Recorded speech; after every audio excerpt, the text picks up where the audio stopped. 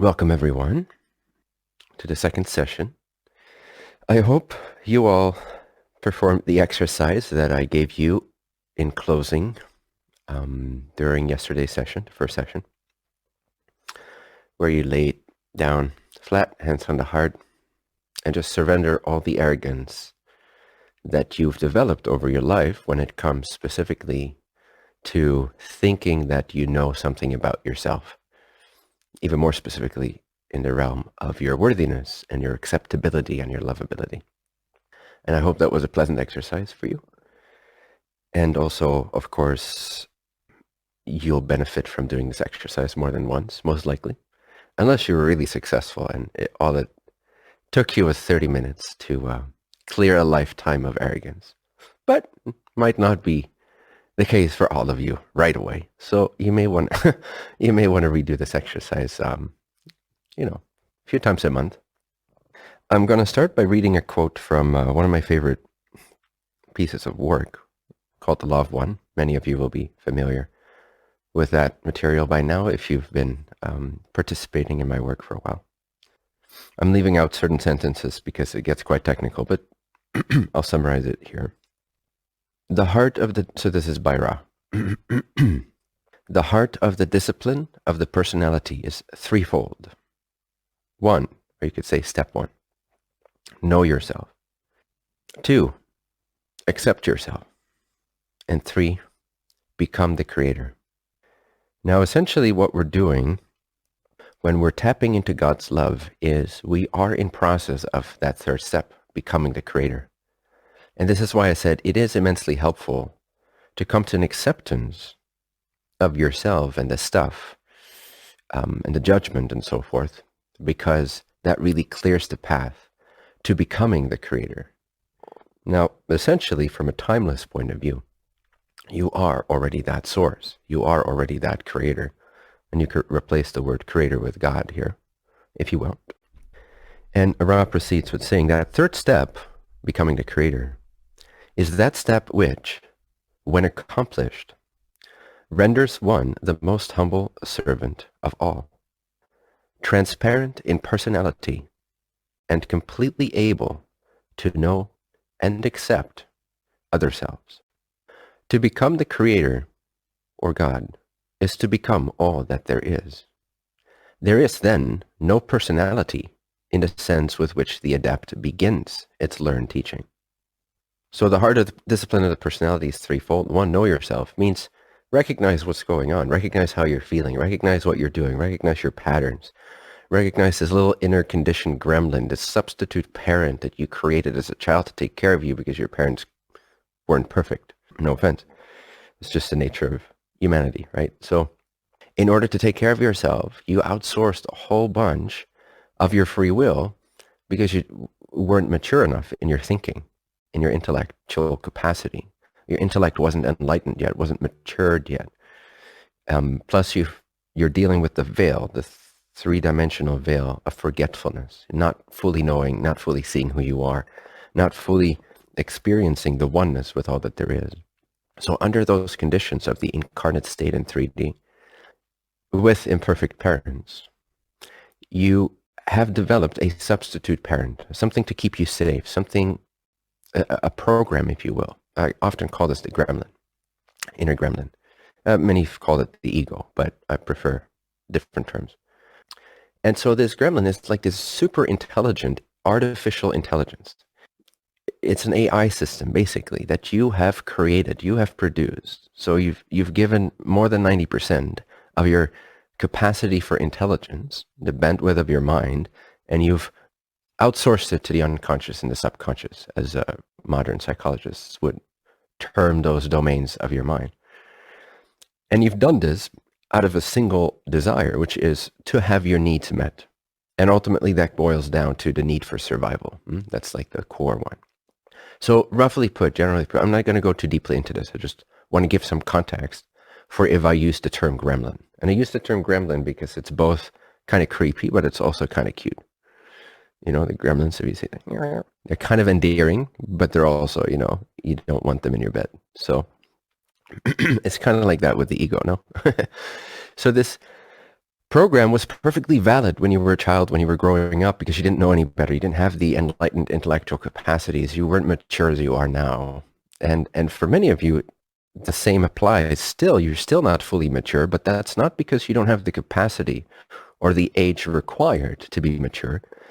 At this point, it's because you've outsourced a lot of your intelligence to this up and unconscious way of operating. That's now like a program that's acting as if it's you. Sometimes I've also called it the imposter self. So now a reference from Michael Langford. So the imposter self, why that's a relevant term is because this gremlin pretends to be you and you're buying it every single second right now as you're listening to me. The one that's listening to me, that thinks it's listening to me, is the gremlin. It's not you. Often we think, oh, well, I've seen through my ego. I've seen through my gremlin. But no, it's the one that's listening to me right now. It's the one that thinks it's seen through the gremlin. That's the part that's still programmed. That's the part that's still operational. Now, if you look deeper, yes, there's an awareness within that is untouched by the gremlin. But for most of us, this programming, this sub and unconscious artificial intelligence, that's borrowing energy and intelligence from your mind that could otherwise be available to you, exclusively to you. It could be yours. The mind could be yours. But it's not completely yours, is it? Because you have incessant patterns, thinking, protecting yourself, biases, preferences, and so forth. This is all a system set up to protect you from the unknown, to protect you from uncertainty, to protect you from what could possibly harm you, or to protect you from other people who have demonstrated that they're not very good at fulfilling your needs, your emotional needs, your needs being expressed and not being heard, and so forth. So I just wanted to give you that little bit of context, that there is this pattern. There's this cute little gremlin that's outdated at this point, but it's still there. You've housed it within your consciousness for a while now. So it's started to become very familiar to you. You really think it's you. You really think that the one who's thinking and reasoning and interpreting and discerning, that person is you. Ultimately, that's not true. Now, and that's why I use this quote, and I'll rephrase this, or I'll repeat this. The third step, becoming the creator, is that step which, when accomplished, renders one the most humble servant of all, transparent in personality. It's a different state. Transparent in personality, and completely able to know and accept other selves. There is then no personality in the sense with which the adept begins its learning journey. As your consciousness empties itself from, or rather integrates, those levels, those layers, and you stop outsourcing your free will to these conditioned programs and biases and fears, then it's like that energy, that intelligence streams back into your full conscious capacity. You are once again you. You're not harboring an enemy of the state, this cute little gremlin in the back seat of your car that just won't leave your vehicle, that whispers in your ear all the time, that distorts what you're hearing. You're not even hearing, for the most part, what people are actually saying, for instance. That's just one example. And you're not really seeing a lot of what's going on because there's a preconditioned filter that's already there that's very selectively blind. It's very selectively audibly blind. It doesn't hear what's being said. It doesn't see what's happening. It doesn't completely clearly feel what's truly occurring, and so forth. Again, just a little bit of context so that you know what I mean when I say the word gremlin. It's not a negative term, okay? That's why I try to steer away from the word ego a little bit, because in a lot of these enlightenment teachings, the ego has been really made out to be this black and white kind of negative thing. So picture it like this cute little, but yet also a little bit annoying gremlin that has overstayed its, its welcome. And it's time for you to take back your power. That's really the message here. It's time for you to be one being. Because how many of you are there? If you scan your direct experience right now, how many of you are there? How many yous are there in your direct experience of being? In your consciousness of I am, of I exist, how many yous can you detect? Isn't it just one? Isn't it just you? Isn't it just this? You? Here? I am. I exist. I am. So, but then in front of that I am, or in front of that basic naked awareness of existing, of being, you, just you, in this nakedness, in this purity. Then there occurs these layers, and we've outsourced these, a lot of our intelligence, to a certain program in order to take care of ourselves. That's why I also call it the substitute parent, because it's the parent we never had. And it's the parent that's always with us. It's always there for us to protect us. And it's always there to whisper in our ears what to do, what not to do, what to allow in, what not to allow in, and so forth. So step one, knowing yourself, is basically knowing the gremlin. It's not so much yet knowing your true self. That is only happening when you become the creator in step 3. So step 1 is know yourself, which is more accurately, you could say, know your not self. Know what you're not. But the not self is very much active in your experience.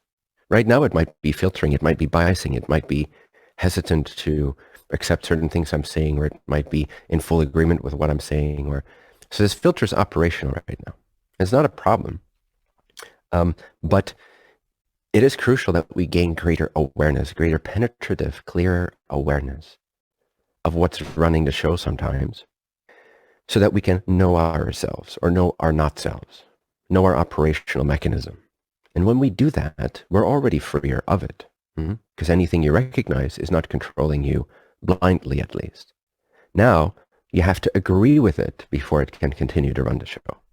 But if you're not aware of it, if you're oblivious of it, if you're blind to it, if it's a filter that you don't even know you have, then how can you choose whether or not you still agree with it from that higher vantage point of your true self, of the only I amness that's really present in your direct experience?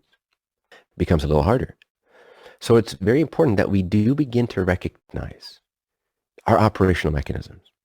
I like what Ajahn Shanti said once. I'm paraphrasing. He says, instead of trying to find enlightenment, instead, moment to moment, be aware of how you're actively unenlightening yourself.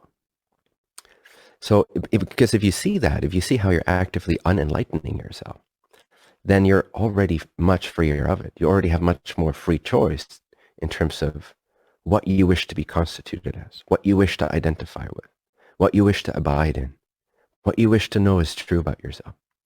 But if you don't recognize the pattern, if you're just blindly thinking and responding to every object in your experience, including your mental experience, every object, every mental object, every relational object, every emotional object, if you just keep bouncing around like a ping pong ball between these mental, emotional, and physical objects of your perception, then who are you? Where's the center there? Where's the awareness of being? Where's that holistic wholeness of I am and I know that I am? So, to know yourself, to know the stuff of yourself, basically the contents, it's another way of saying it. To know the contents of your experience. Your thoughts are your contents. Your emotions are your contents. The physical objects are the contents. Your relationships are the contents.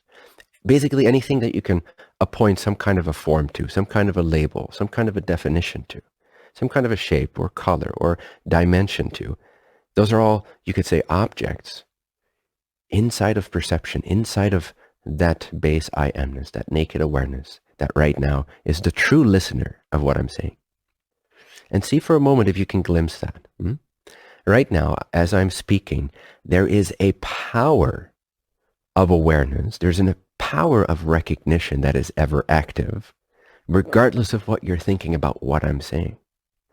You can be actively listening to me with your mind or not actively listening to me. You can be kind of zoned out. But in both states, both when the mind is participating actively with the form and the definition and giving interpretation to my words, but also when it's not interpreting anything I'm saying, or when it's kind of half dozed off, maybe daydreaming. In both states, nevertheless, there is an awareness that hears the sound vibrations that my voice is producing.